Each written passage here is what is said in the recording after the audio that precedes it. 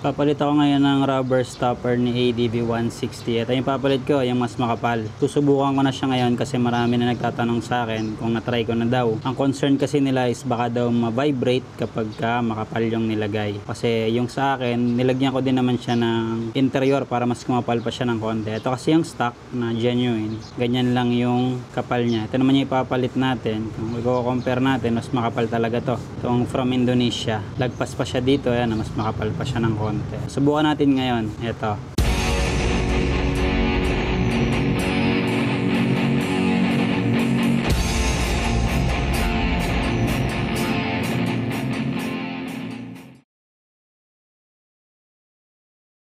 So, yung mga kailangan baklasin tsaka yung pagkakabit niya, yung process, isisingit ko na lang tong vlog ko nang nagpalit ako dati nito. Nung nagpalit ako nitong stock, same process lang naman kasi yung installation niya, tsaka yung disassembly, tsaka yung mga diskarte na ginawa ko kung paano ko siya nakabit. Nabaklas ko na rin yung mga kailangan baklasin na fairings, yung upuan, itong gilid, mas maganda kung baklasin to para mas may access tayo. Tapos itong part na to, kailangan baklasin din talaga to. Pero ang ginawa ko kasi, binutasan ko siya dito ng tubo, ayan dito, para may access ako doon sa dalawang bolts niya, magkabila yan, binutasan ko. Ito yung pwede nyo gawing reference kung halimbawa ayaw nyo magbaklas na nito, kasi marami talagang babaklasin yan para ma-access lang tong bolt na to, magkabila. Matatakpan din naman to ng cover niya kapag binalik mo na ganun, kaya okay lang. Luwagan na muna natin itong magkabila, 14mm yung size niya.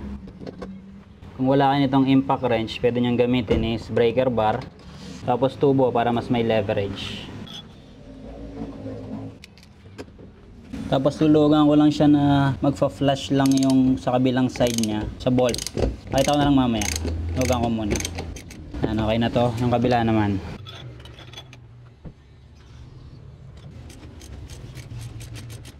Papantay nyo lang dito yung bolt. Same din sa kabilang side, pantay lang din natin dito yung pagluwag niya. Tanggal ko na yung bolts ng rear shock sa ilalim. Pagka nakatanggal yan, ayan yung play niya.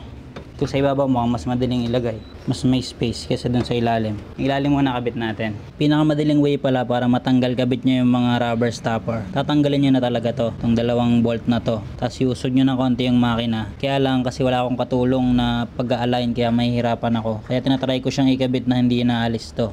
Masikip siya. Mukhang mahirapan ako dito. Hindi obra. Kailangan yata talagang alisin.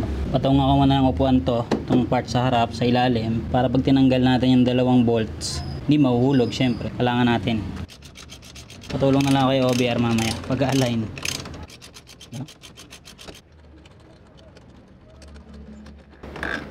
Tanggal na natin yung isang bolt. Yung kabila naman.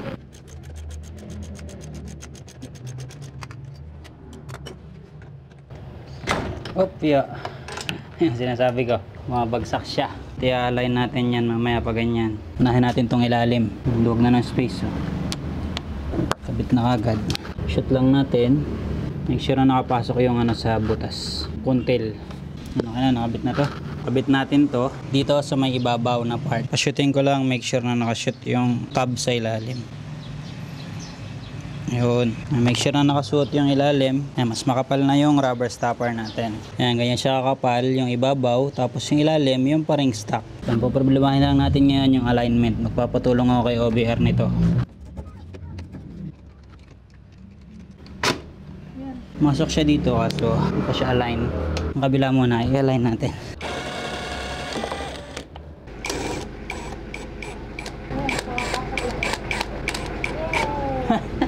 Na-align na naman ni Obi. Nakabit ko na to. Tsaka yung kabila. Ito.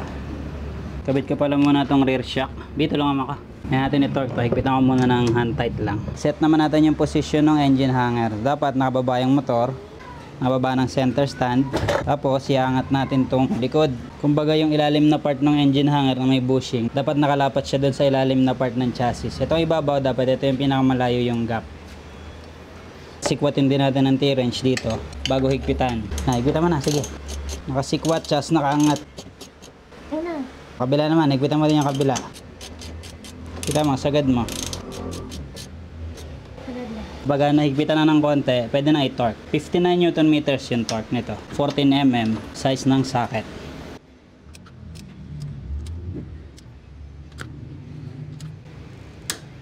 .59 Nm. 59 din no, kabila. Rear shock mounting bolts, higpitan natin 24 Nm. 24. Kabila din 24 Newton meters. Pag naka center stand siya, halos dikit siya dito. Tapos dito naman sa ilalim nakaawang siya. Pero syempre ginagamit natin ng motor, nakababayang sa center stand. Dapat ganyan yung position ng engine hanger. Malayo yung gap dito. Tapos dun sa kabilang side is dapat nakadikit siya dun. Ito, awang. Para pag nag-play siya or medyo malalim na lubak, hindi tatama itong bakal na to dito. Kasi nai-squeeze yan kapag mali yung position na ganun. Kaya tumatama kagad to dito. Buuin ko na lang si ADV tapos i-test ride na natin. Testing na natin yung bago nating mas makapal na rubber stopper sa engine hanger na ADV. Idle vibration, check natin kapag naka center stand kung same pa rin kagaya dati. Same lang naman, same lang. Ganyan talaga kalakas ang vibrate niyan pagka naka center stand lang. Pero pagka binaba mo na yung motor, wala nang vibration.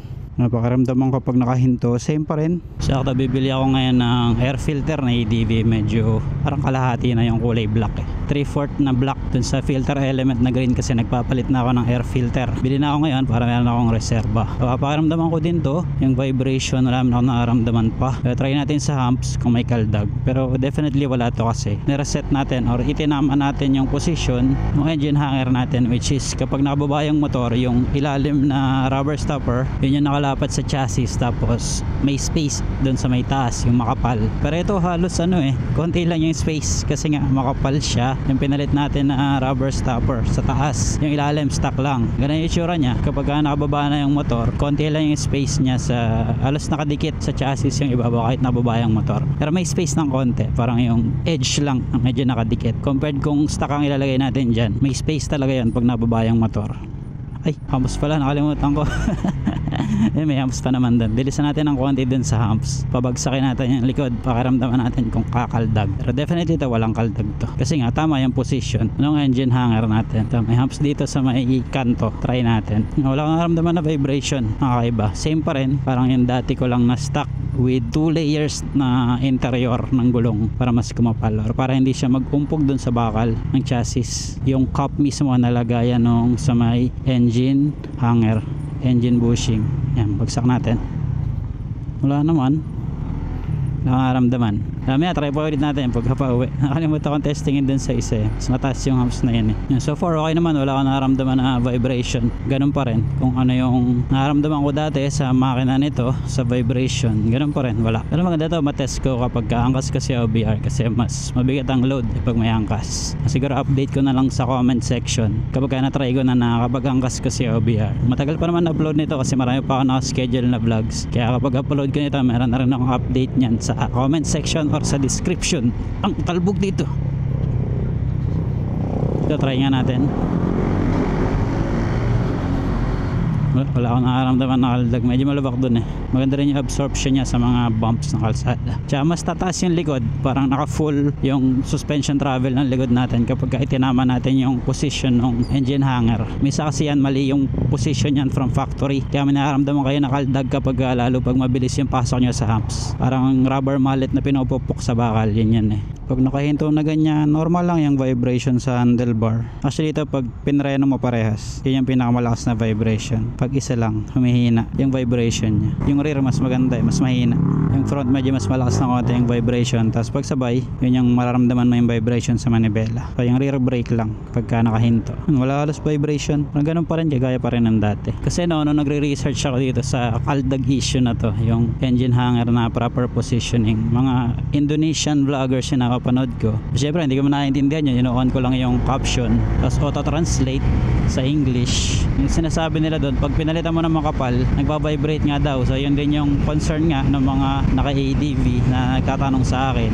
Pero so far wala naman Feeling ko ito, baka kapag dalawang makapal yun nilagay mo, yun talaga magpa-vibrate yun kasi dikit na sa chassis parehas. So mas ramdaman yung vibration ng makina na nagta-travel papunta sa chassis. So ito wala. Yung taas lang ang pinalitan ko ng makapal, yung ilalim niya is stock pa rin yung nakakabit. Okay siya, kahit high speed. Wala namang vibration nakaramdaman. Wala. Smooth lang. 8,000 RPM, walang vibration.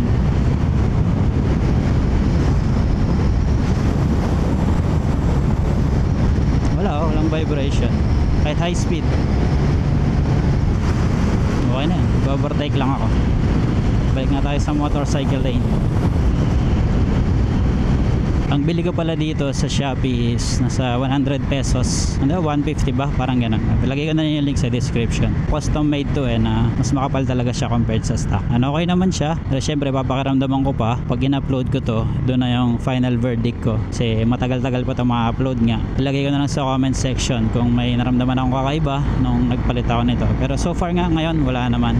Pagbabago sa vibration, ganun pa rin. Nga, siguro nga yung kapag pares makapal, yan nga tayo ma-vibrate na talaga na maramdaman mo na. Yung naka center stand na vibration na malakas kay ADV, ganun pa rin. Ganun naman talaga yun kahit stock. Pero ito, nung pinalit natin, ganun pa rin. Same lang. Walang nagbago sa vibration niya. Naka center stand. Pero once nga na nakababa na yung motor, hihina na yung vibration niyan. Dahil kasi yun sa design na mismo ng engine hanger. Pero so far ganito na nakababa yung motor, tumatakbo. Wala akong naramdaman na vibration na nadagdag or mas lumakas na vibration dahil nagpalit tayo ng mas makapal na rubber stopper dun sa may ibabaw na part ng engine hanger. Smooth na smooth pa rin yung under na ADV. Hindi nagta-transfer yung engine vibration sa chassis tsaka sa handlebar. Punta muna ako ng JRL at ako'y bibili ng air filter. Dito pala yung JRL. Dito ako lagi nabili ng pyesa kapag wala dun sa Honda Daewoo Guangzon. Ang genuine parts, Honda, meron din Yamaha dun. Dito sa JRL. Sa Honda Daewoo Guangzon, syempre mga Honda lang.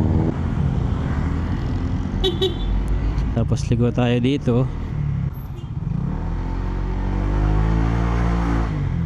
Yan, JRL motorcycle parts. Pero doon na sa harap yung ano nila.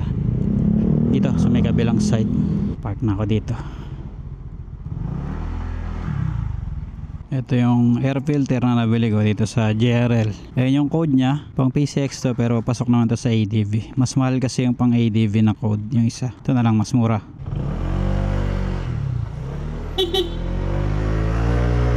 Tapos tingnan natin dun sa may hump sa amin kung meron pa rin. Hindi natin na-test kanina eh.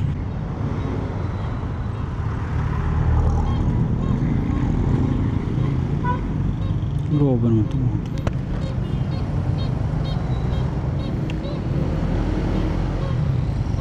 Try pa natin sa high RPM kung may maramdaman akong vibration. Pero so far wala akong nararamdaman talaga. Kailangan maraming sakyan ano.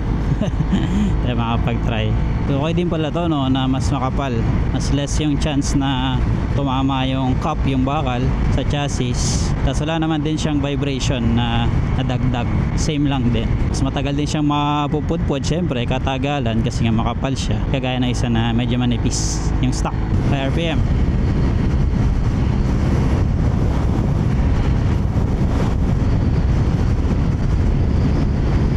Walang vibration. Wala. Haba ng pila. U-turn na lang ako. Try natin dito. Bilisan natin yung pasok sa humps. Makita natin kung kakaldag. Unahin natin itong kotse.